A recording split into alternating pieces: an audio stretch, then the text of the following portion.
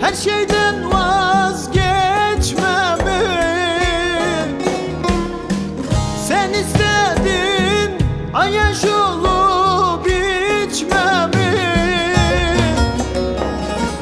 Şimdi benim bu halıma ağlama, ağlama, yarım ağlama.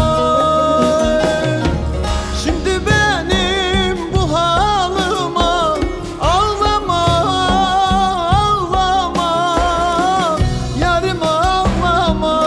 Oy, oy, oy.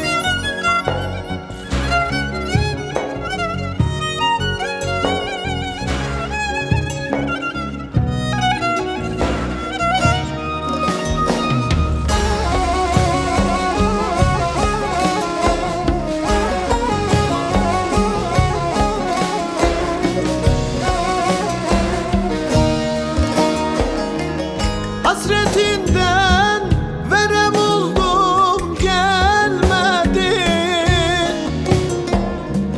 Seni nasıl sevdiğimi bilmedin. Bir gün olsun arayıp da sormadın. Şimdi benim bu halıma ağlama, ağlama, yarım ağlama.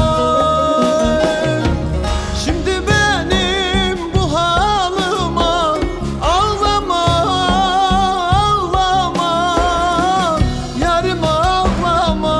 Oy, oy, oy.